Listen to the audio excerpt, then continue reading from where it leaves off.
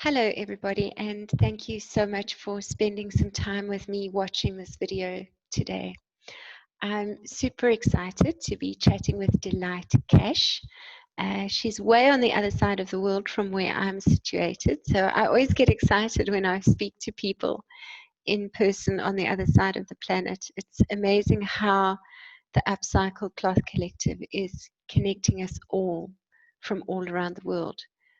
Aligned behind one ethos and one cause. So Delight, will you tell us how you got into textile upcycling? So as a child, my maternal grandmother was a seamstress, and my mother had a costume company to make the costumes for her dance schools. So I had the privilege of a lot of scraps and bits. I would sit next to my grandmother's sewing machine and string her buttons.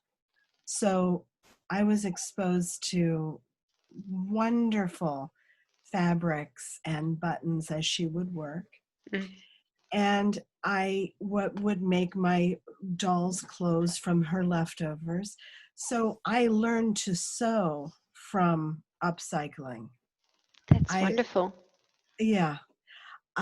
I find more pleasure in upcycling than I do the original garment. Like, for example, I made a wedding dress from this silk brocade for a woman. She loved the dress. I enjoyed making it for her.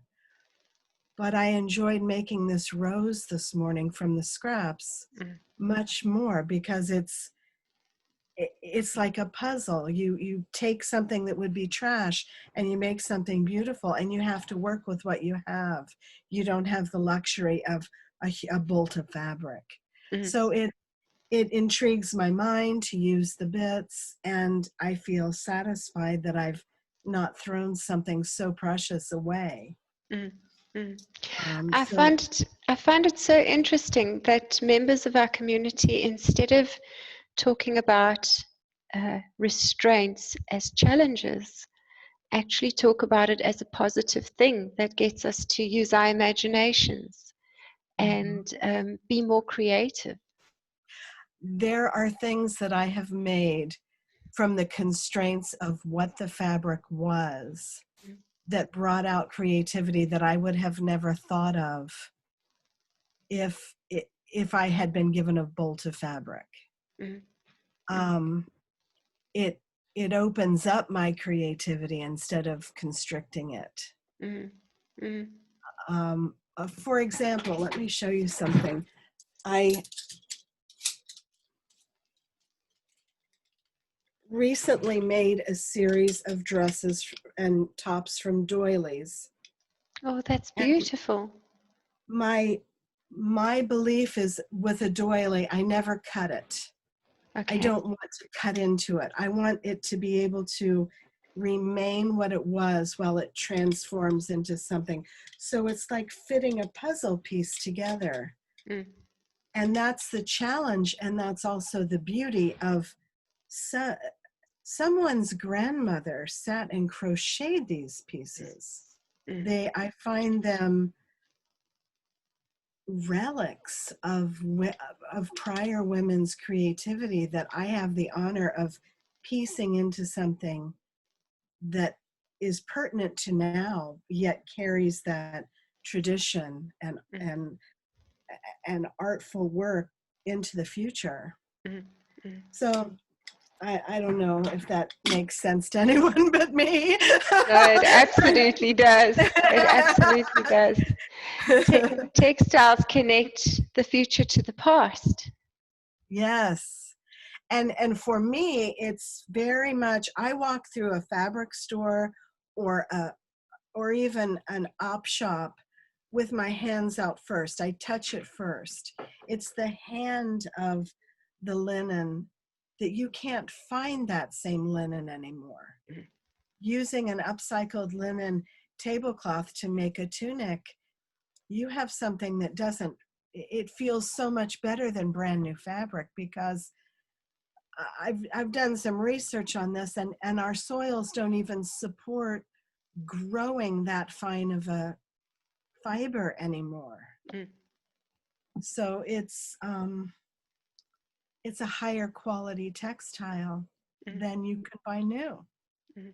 I love that. I love that. Yeah. Do you ever buy new fabrics?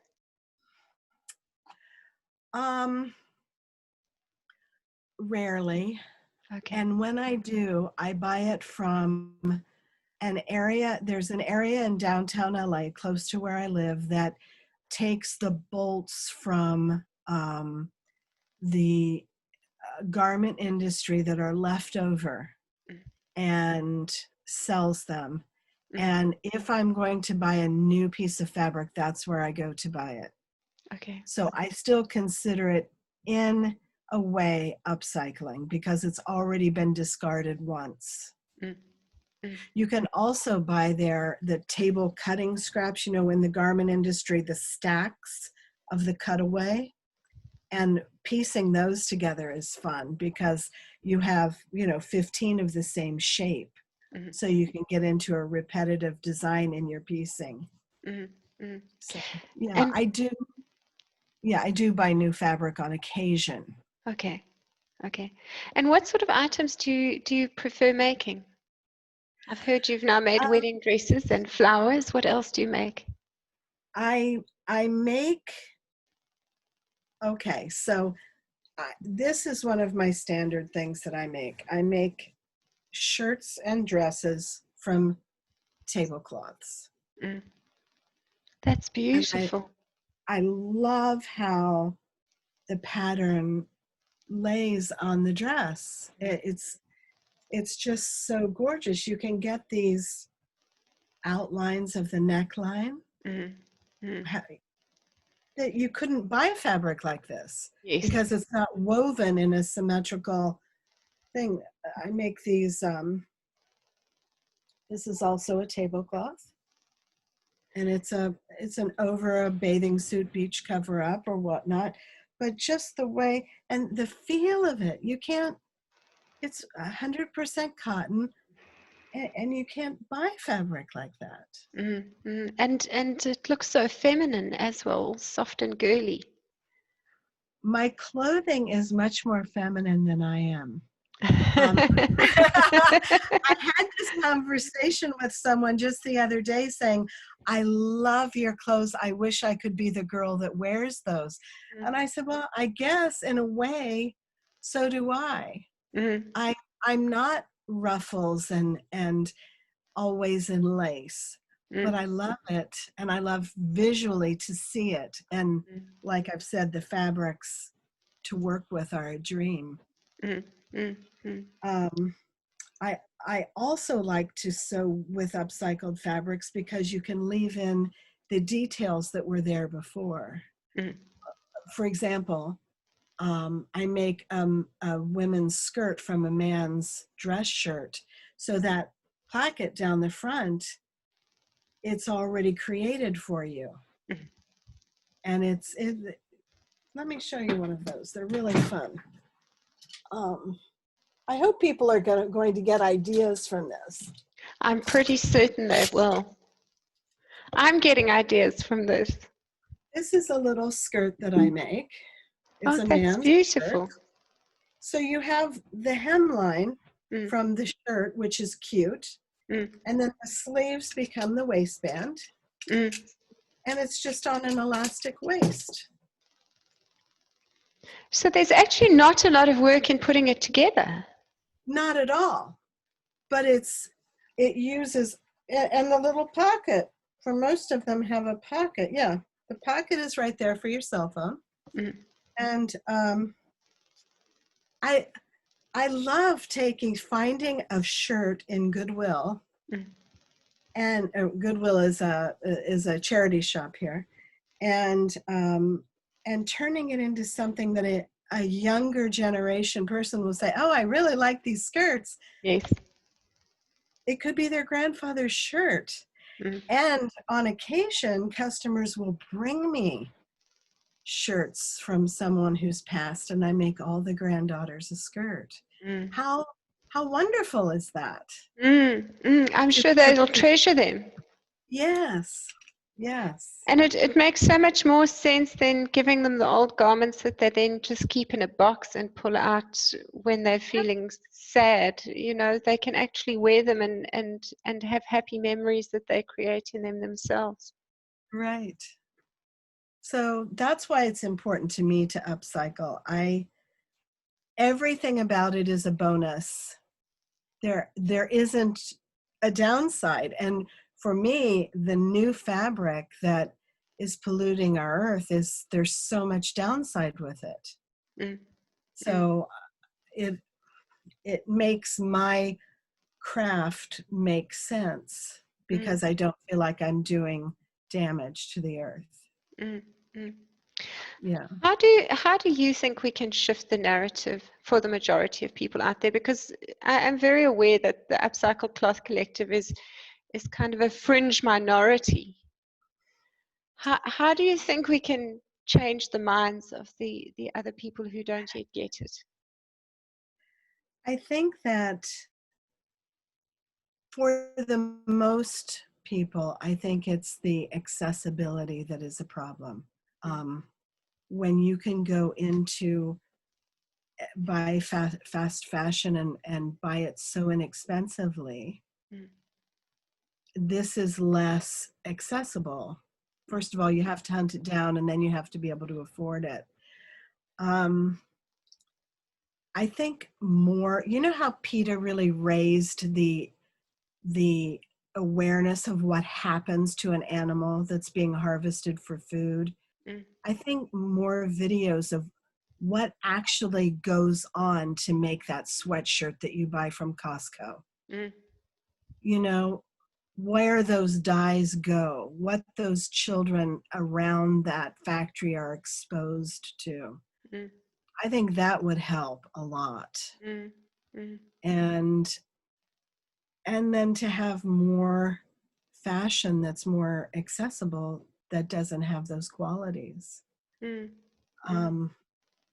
know, there's not enough vintage tablecloths in the world to clothe everyone, but certainly there would be a way to mill fabrics that aren't so heinously polluting. And all the plastics that are being used, and you know, just the fiber choice itself. So I think education first and then accessibility.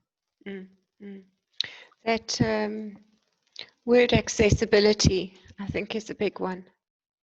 Yeah. And maybe we need to find ways as the Cloth Collective to make what we do more accessible to more people. That's a good idea. Maybe we should form a women's collective of our wares. When I'm on looking at other artisans' work, I always want to buy it. Okay. There was a woman who was making tiny little owls out of scraps, and I'm like, oh, if I could have a bowl full of those. You know, and everything I see on our feed, I would want to support that artist. Yes. So yes. maybe there is a way that we could team up and make a collective where we do that education and have things more accessible to people, and influence. There are mainstream clothing designers that are shifting towards this. I know one of my favorite clothing lines, Eileen Fisher, she now buys back her clothes and recycles them. So there are people making inroads to it, but until people demand it, I think it probably won't be as prevalent as we would like to see it. Yeah. So I always find this conversation interesting. You know, what's the difference between mainstream and what you're doing? You know, why can't you be one of those fashion designers that is acknowledged as a designer of wonderful things? I think I could be. I don't think that I've ever put myself in that position. mm, Um, Before I moved to California, like I said, I had a shop and I had a presence in a farmer's market every Saturday morning, and I had a very strong following. mm, Um, so for the people in that area, I was mainstream for them. mm. And I even was told a story. I didn't witness this myself, but one of my customers said, "Oh my gosh, I was at a garage sale and there was a Delight garment hanging up and we were fighting over it Oh, because wonderful. people recognized it." And so I think that there are ways, if an artisan can last long enough in a market Mm, to become mainstream. mm, I don't think that I'll ever be, in Nordstrom because, like I said, there's not enough men's shirts mm. being, that I can gather up and put this skirt in that volume.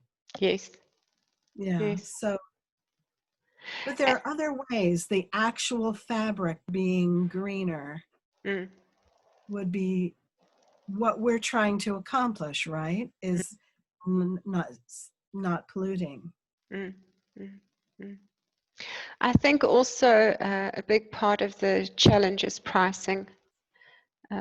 That so many people expect clothing at a cheap price, and that Yes. slave labor is paying for that saving. Yes. And I think that's a conversation we need to have with more people, because I know there's so many people out there who pat themselves on the back when they've come home with a bag full of clothing that they bought cheap, without considering the ethical implication that somewhere on the other side of the planet somebody paid for that saving in slave labor. I I don't think people are as aware, at least here, because it's so removed from the United States. Mm, We don't know that.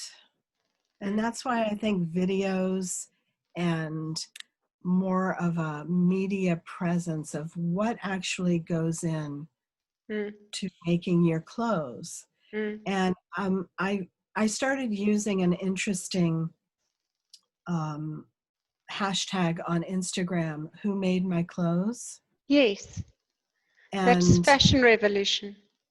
yes, and so it would also be interesting to start one that's "They Made Your Clothes" and show the images of that slave labor. Mm, mm, mm. I think that's a great idea. Do you follow the fashion revolution? Um, say more about that for me to be able to answer. So I, Fashion Revolution is an organization that was started to kind of raise that exact awareness that you're speaking about. And they started the "Who Made My Clothes" hashtag and that movement.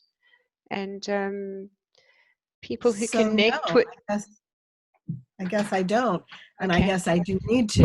So maybe it's out there already, and I just am unaware of it. Yes, yes. So I think it's also very often the resources are there, but they're not always connecting. So for anybody who's watching, you can look for Fashion Revolution. And also, if you look for Claire Press, she does a fantastic podcast Okay. where she interviews people about slow fashion and the impact of our textile industries on the environment. And Well, thank you for that. yes, I follow both of them, and I must say the Claire Press podcast I listen to quite frequently, and I do from time to time actually share the links on the Upcycled Cloth Collective. They don't normally stay on the timeline for very long because they don't get any comments, but they certainly are out there. And when I listen to one that's really interesting, then I do post. But you can also subscribe to the newsletter, which is very interesting. Okay, good. Thank you. And then another one that I subscribe to is BOF Networks, Business of Fashion, and they're not necessarily a green movement, but they regularly do kind of spotlights on more sustainable ways of doing things. So they really speak about the business of fashion and sustainability and that kind of thing. But then once in a while, they also have some very, very interesting articles that go into environmental impact. So I've enjoyed that one a lot as well. Thank you. I'll look all those up. Thank you very much. It's a pleasure. It's a pleasure. So what do you enjoy the most about working with Upcycle Textiles? The natural fiber. Okay. When I, like, this is a new design. You'll love this. This is a design that I made out of dinner napkins. Okay. Let me see if I can get this on there. So the bodice is one dinner napkin cut in half lengthwise and overlaid so that it opens at the neckline. And then the body of the shirt is two dinner napkins that that's open fantastic. up. Can you see it? I love it. And then there's the tea towel on the back. Oh, that's beautiful. So this will be one of the designs that I put up that I'll try to keep remaking this design because I love it so much. I love that neckline. I think it's beautiful. But I love touching this fabric, these linen napkins. I don't know if it's, I was raised on saying damask. Is it damask or damask? Damask? I'm not sure. I call it damask myself. Okay. I love damask linen and I love dyeing it.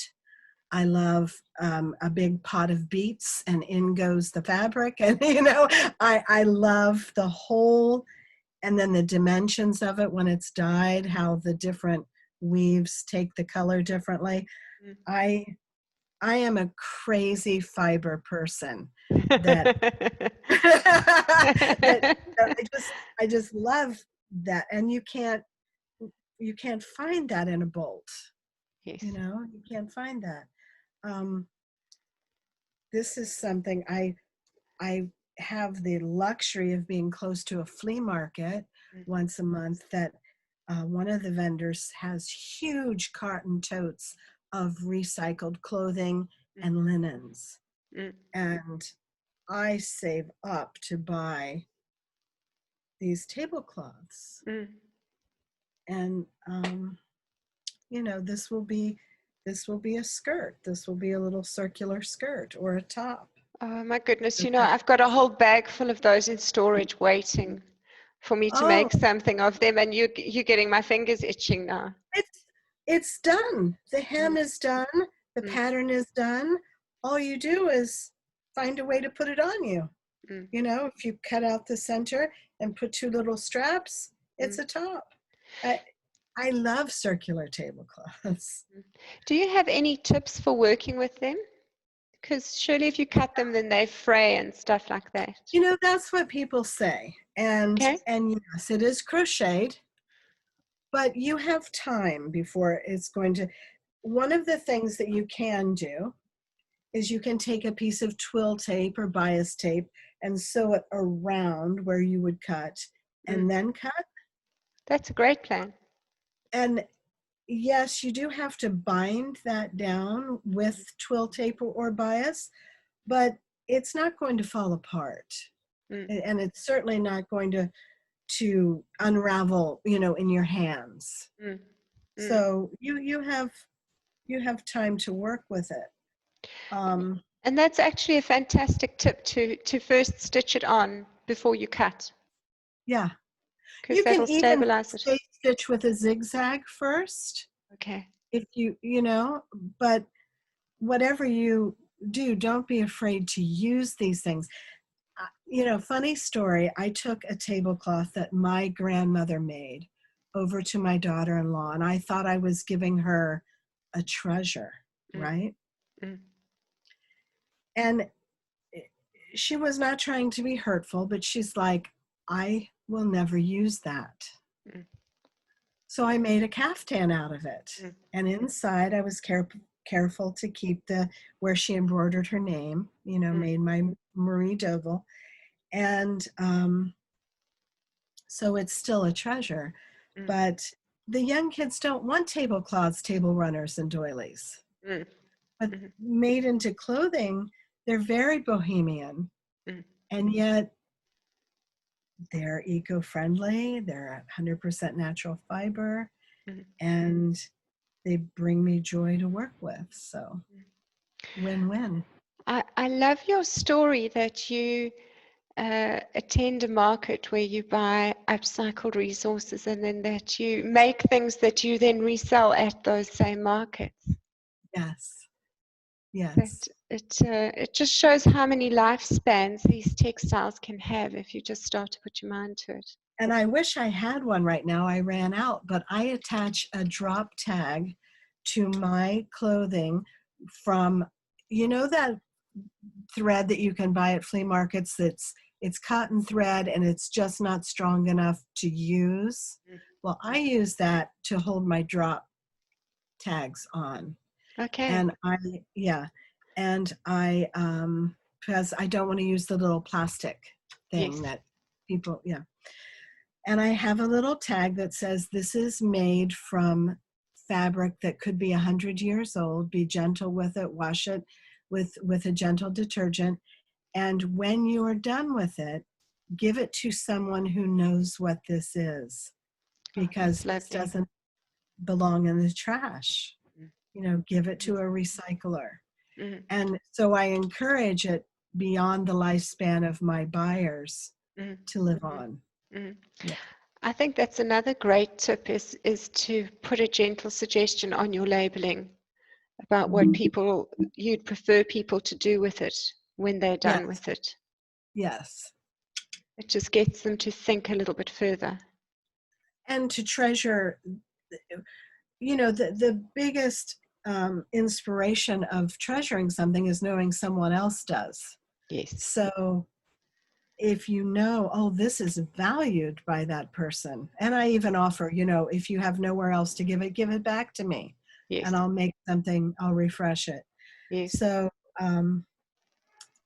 yeah, And do you ever have people brought stuff back that you've refreshed like that? yes, what I have done, my experience has been, I encourage women when they would come into my shop to bring in everything that doesn't fit them, Mm, or for some reason they don't know why they haven't worn. mm, So they'll come in with garbage bags of clothes, and then we'll sit there and say, I could do this style out of these three pieces. And and tell me why you didn't wear that. Well, it this here or something. They tell me why they didn't wear it, and then we work around that. mm. So I have had things that they've made and either outgrown or washed with a red sock and now it's blotchy or whatever, Mm. come back to me, and then I remake it again into something that now makes sense for them. That's amazing. What a wonderful story. It was a wonderful experience for me. Yeah. It's so beautiful because your connection to the textiles and your passion for what you do clearly shines through in your work. I'm a fabric nut. I could build a warehouse and fill it with fiber and sit in it and be at peace. I love fabric, and I especially love old fabric. Okay, Yeah, okay.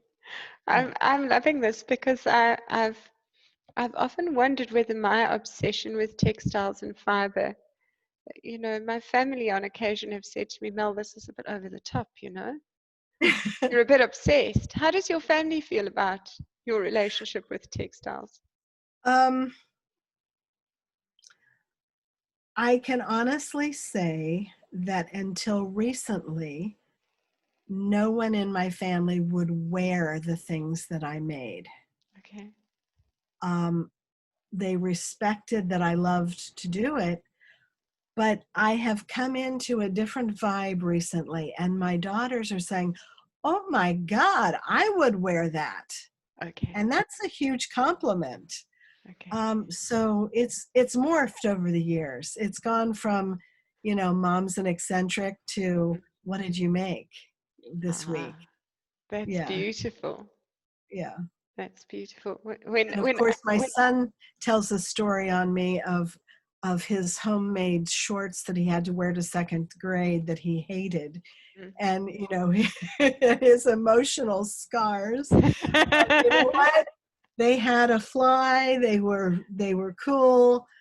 I was proud of them. Okay. And they were from a recycled fabric. And he's 37 now. Okay. So I've been doing it that long. Wow, that's a long time. That's a long Yeah. time. Do you have any messages for aspiring upcyclers who are just starting out? Um, I guess I can only speak to the things that held me back. And for me, don't be, when you lay out fabrics in front of you, don't be scared to cut them. Dive in, just immerse yourself in what you're doing, Mm, and you'll figure it out.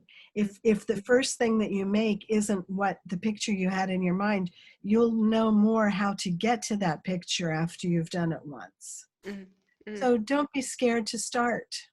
mm, And you may be surprised at the bends in the road that you end up making things that you never imagined. mm, mm. That's Yeah, beautiful. Have you ever cut something that you've gone, oh my, that was a mistake. I should have measured twice. of course, What of do you do course. when that happens to you? Make something different. Okay. Okay. Make something different, make it a smaller size. It goes to somebody, I made a dress that I thought was for me the other day, and I got it on, and the COVID-15 was quite in a little different spot than I thought it was, and it didn't fit me. So, it'll be somebody else's dress. But Okay. yeah. Yeah, I've cut things wrong. I've actually the other day I had a group of projects that I just wasn't with anymore. I just didn't have any fire to finish. Mm, And I put an ad on my local upcycled fabric thing, Southern California upcycled, and I gave a whole car full of somebody, and they were so grateful to have them. mm, So it's new energy to them. It was my problem. It's their future. So mm, mm, if you don't like it, pass it along to a different upcycler. mm, mm. They'll find a way to use it. That's a great tip. That's a great tip. I think it will make it easier for people who are afraid to cut to just have kind of a plan B for what they can do if it doesn't work out the way they want it to. Yeah, yeah. There's always something that you can do. Mm, mm. Add So, another piece. Delight, you have been an absolute delight to chat with Oh, thank today. you. Thank you so much. If anybody in the community would like to get in touch with you to buy some of your garments, where can they find you? My Instagram feed is A Delight Design. Mm, You can always message me through that. I mhm. am starting a website that's under construction right now. It will be up very soon. And its name is Flora and Fauna Laguna. So that should be up soon. And in the meantime, you can see the things that I'm making on my Instagram feed and just reach out. I'm definitely going to find you on Instagram. Thank When you. I can get back in again, I've somehow locked myself out. I forgot my password. That's the biggest challenge, right? All these passwords Oh and my goodness, too yeah. many of them. I thought I was being clever with this two-factor authentication thing, and now I've locked myself out of half of my things that I'm on. It takes me 5 times as long to get into anything these days. I completely understand.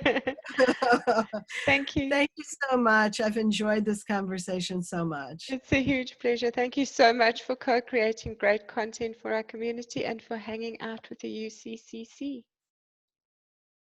Have a Bye-bye. beautiful day.